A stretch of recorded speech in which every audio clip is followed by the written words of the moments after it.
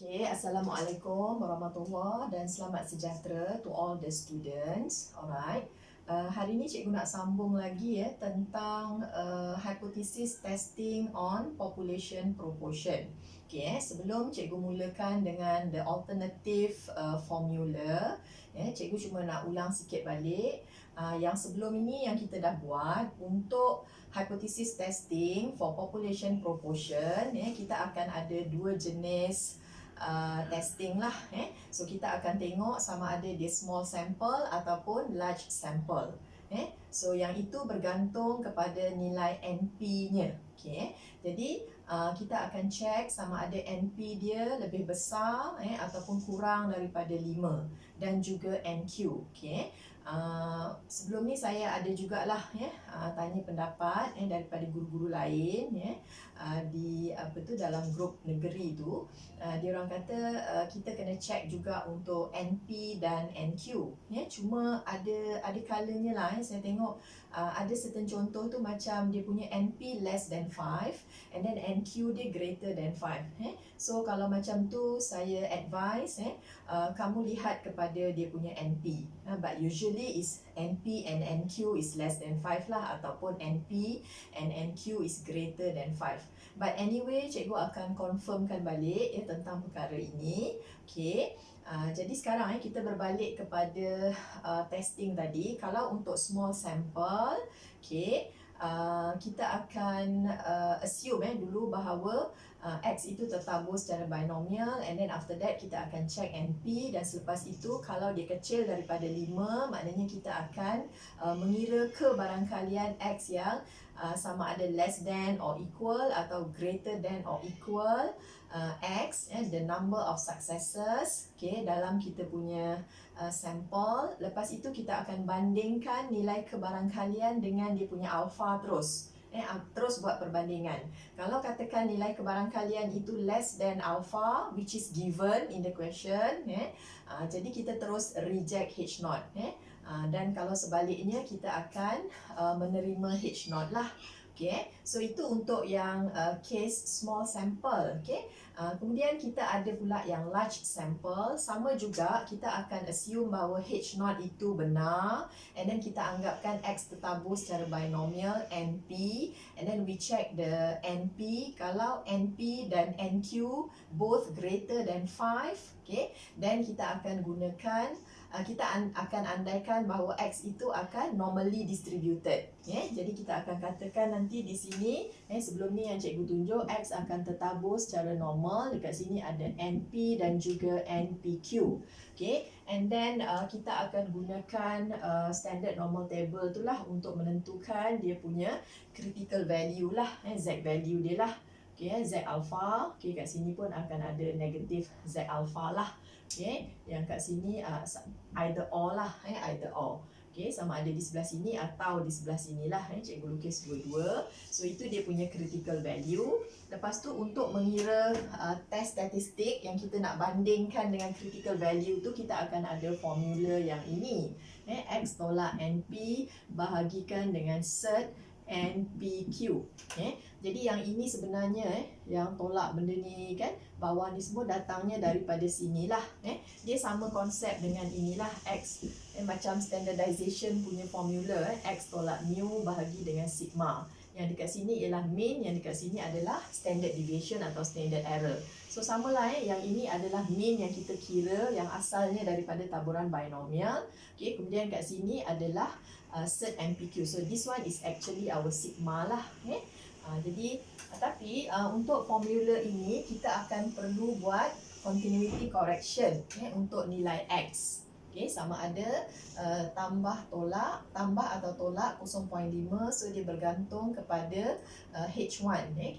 Kita akan ada tanda lebih besar ke ataupun kurang daripada. So kita andaikan kebarangkalian X yang greater than or equal atau less than or equal. So daripada situ kita akan buat tambah tolak 0.5 lah, macam mana yang cikgu show dalam contoh-contoh sebelum ni. Okay. Jadi yang saya katakan tentang continuity correction untuk sample proportion itu, Yang itu adalah untuk mengira kebarangkalian PS less than 0.04 ke contohnya kan. Ada macam kita belajar dalam tajuk sampling distribution sebelum ni, yang ada cikgu tunjuk ada tambah tolak 1/2n. Okay, nilainya sangat kecil. Katakan n dia tu 200 kan, tambah 1/400 macam tu kan. And then after that kita buat standardization. Okay, yang itu yang tak perlu kepada continuity correction. Okay, sebab kita dah assume dia large sample dan dia akan tertabur secara normal. Jadi maksudnya tak perlu kepada continuity correction. Yang itu adalah untuk sampling distribution for sample proportion. Okay, soalan untuk mencari kebarangkalian. Tapi yang case dekat sini, yang ini adalah test statistik dan ini adalah nilai X, dan X ini perlu kepada plus minus 0.5 bergantung kepada sama ada greater than atau less than. Okay, jadi selain daripada formula ini, kita akan ada satu lagi alternatif formula. Okay, kamu boleh lihat dalam modul muka surat 12 population proportion large sample alternative formula. When the sample size n is large, the sample proportion is approximately normally distributed. Okay, konsep yang samalah, normal distributed. Hence, for a large sample, we use normal distribution to perform a hypothesis test about the population proportion. Okay, jadi once kita dah kata dia normally distributed, maksudnya dia punya critical value mesti kita dapat daripada Z value, okay, from standard normal table. Okay, the sample size is large if NP is greater than 5 and NQ greater than 5. Okay, kita fix pada yang itulah, NP lebih besar daripada 5 dan NQ lebih besar daripada 5. Alright. The test statistic is given by, okay, dia punya test statistic, okay, Z ni dia akan sama dengan, okay, kita ada satu lagi formula, okay, bahagi P bahagi dengan set PQ over N, okay, set PQ per N. Okay, so yang ini adalah sample proportion, okay. Yang ini adalah nilai proportion yang kita declare dalam H0, ataupun the assume population proportion. Yang dekat bawah ni pun nilai yang sama di sini.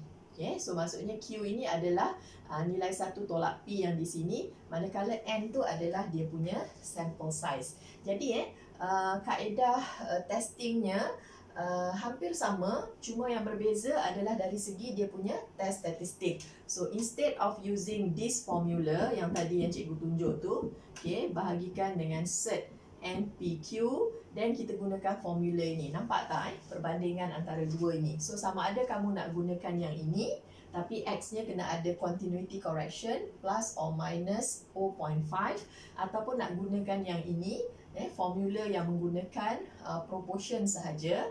Okay, yang ini sebenarnya dia asal daripada ni, ingat lagi tak? The sampling distribution for sample proportion, P, kemudian kita ada kat sini PQ per N. So dia datang daripada sini, nampak tak? Ini adalah dia punya mean, okay, dan kat sini adalah dia punya sigma, datang daripada variance kat sini. Okay, jadi usually pelajar suka gunakan yang inilah, sebab tak perlu ada tambah tolak 0.5, because this one is a bit confusing. Alright. Actually sebab apa cikgu terangkan dua-dua, sebab yang ini ada dalam buku as ahead. Takut ada student yang gunakan buku as ahead dan dia akan confuse pula kan. Jadi cikgu ajar dua-dua. Yang ini ada dalam Pelangi book. So both can be used lah.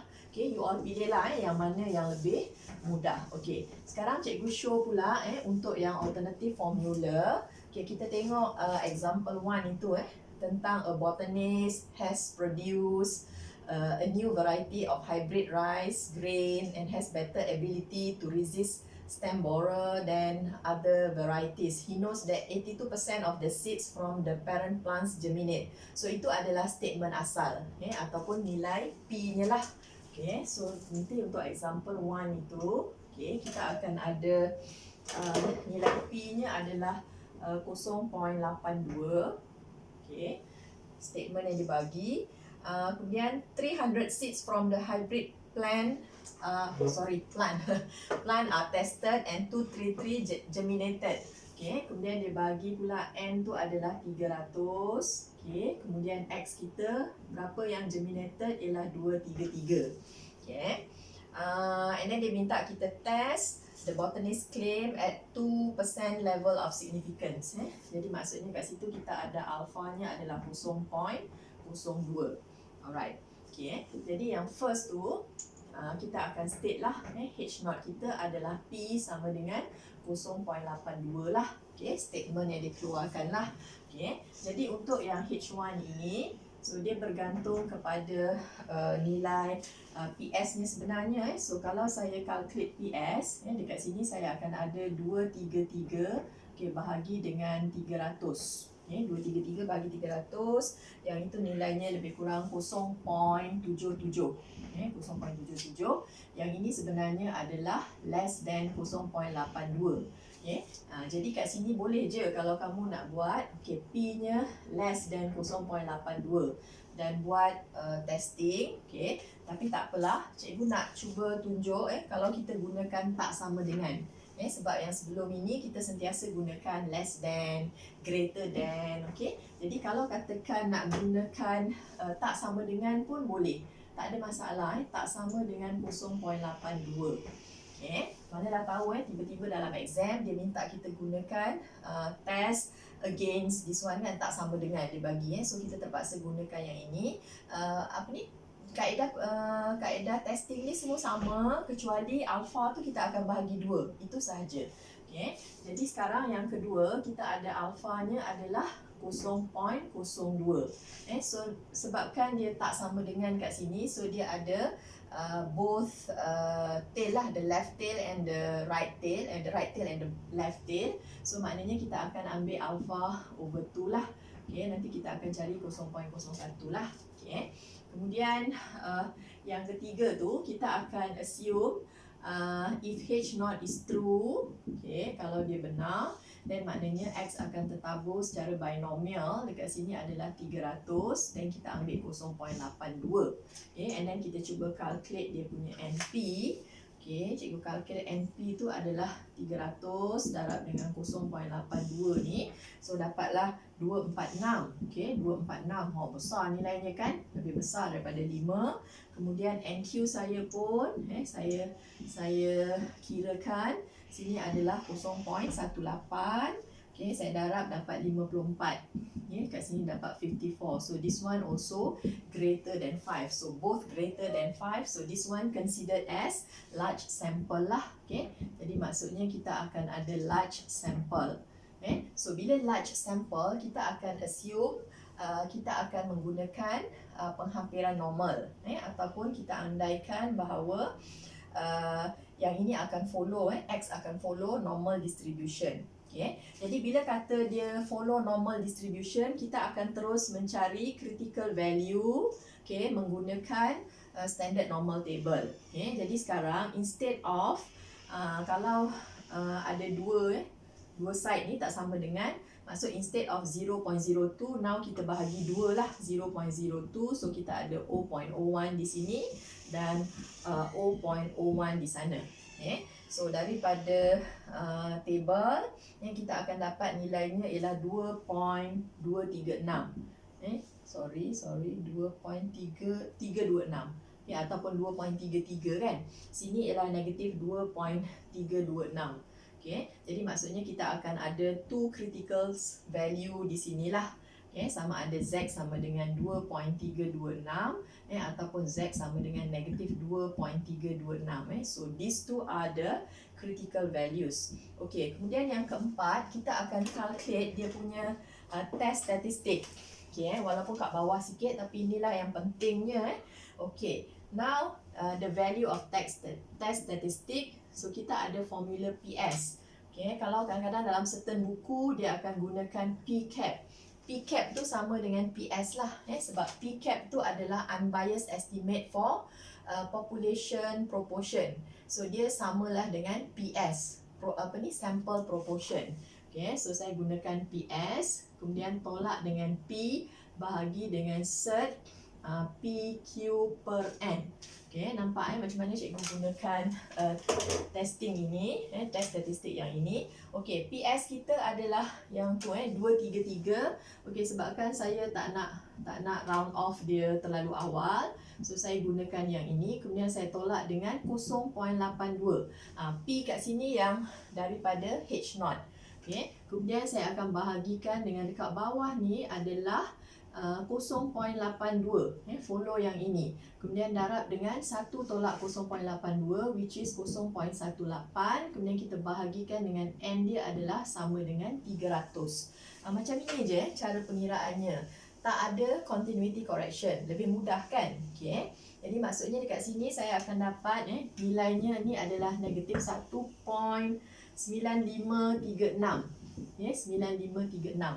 Alright. So saya dah dapat dia punya test statistik. Okay, so now I'm going to compare this test statistik dengan Z value saya.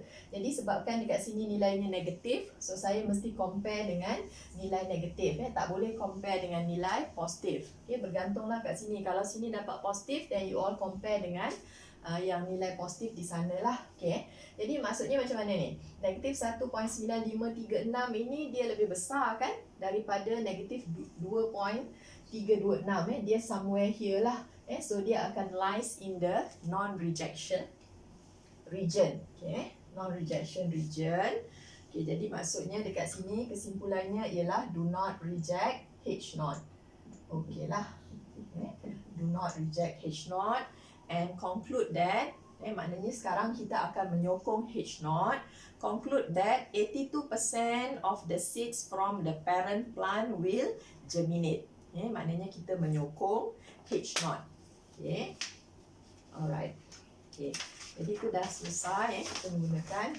Jadi kat sini gunakan yang inilah. Okay. Kalau katakan kamu nak gunakan formula yang sebelum ni, X tolak NP bahagi dengan cert NPQ itu, dekat sini kita akan gunakan 233, maybe ada 233.5 ke ataupun dia akan jadi tambah tolak 0.5 lah kat situ. Jadi sebab itulah student biasanya lebih suka gunakan formula yang ini. Sebab lebih mudah lah, tak ada confusing kan, sama ada nak tambah ke, nak tolak ke kan, dengan 0.5 tu. Okay, kita tengok pula sekarang example 2. Tentang ni ceritanya tentang mula-mula dia kata submitted that 85% of component are non-defective, 85% non-defective. Kemudian new process is introduced to lower the proportion of defective components below the current 50%. Okay. Lepas tu dia kata pula dia ada macam introduce lah satu new process nak lower the proportion of defective components. Jadi sekarang we are interested of the proportion of defective components. Below current. Jadi current tu adalah yang 15%. Jadi maksudnya dekat sini nilai P kita sebenarnya adalah 0.15. Sebab yang kita interested adalah proportion of defective component, bukannya yang non-defective. So yang 85% ke atas tu untuk yang non-defective. Okay. So tengok ayat seterusnya. In a sample of 100 components produced with new processes, 7 are defective. Jadi kita bergantung kepada dia bagi 7 are defective, bukan yang non-defective. Jadi yang dekat sini pun mesti proportion of defective components. Okay. Jadi dekat sini kita ada N sama dengan 100 dan X saya pula sama dengan 7. Okay.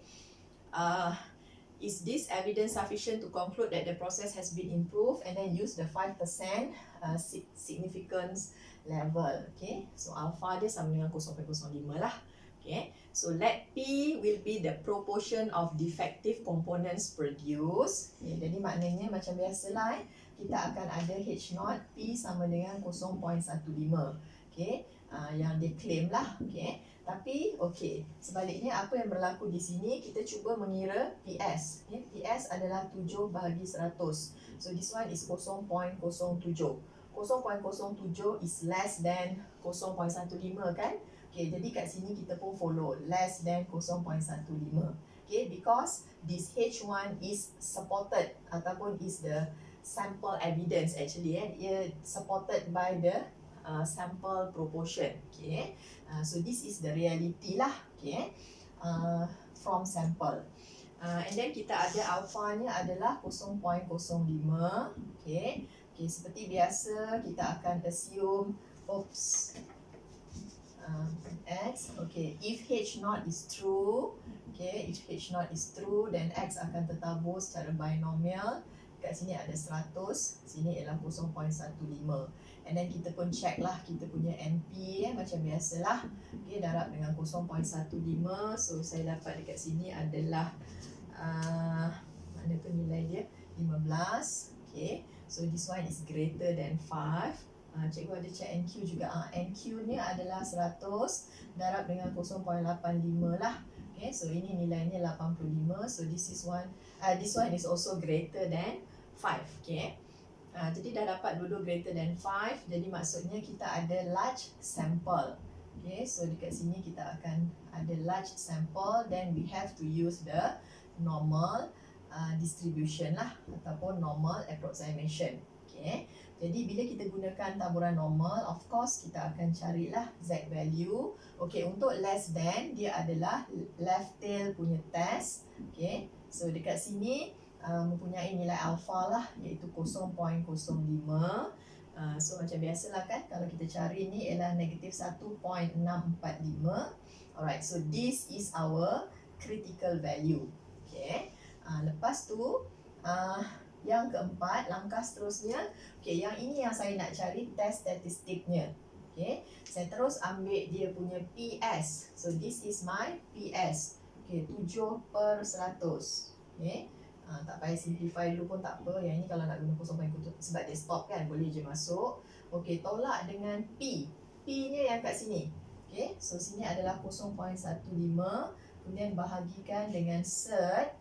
Okay, 0.15 darab Q dia. Okay, 1 tolak 0.15 tu. Okay, kemudian kita bahagikan dengan 100. Okay, so daripada sini kamu kira lah dapat where's the answer? Negatif 2.24. Negatif 2.24. Jadi yang ini bila kita compare dengan di sini, dia akan masuk dalam rejection region. Dia ni adalah less than 1.645, so it falls in the rejection region. Jadi kesimpulan untuk example 2 ni kita akan reject H0. Reject H0. Jadi maksudnya H1 tu lah yang betul. H1 kita yang betul. So kita akan conclude that the proportion of defective components is below 15%. Maknanya kita akan menyokong H1.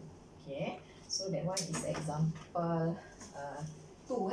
Example 2. Okay, sekarang kita tengok pula example 3.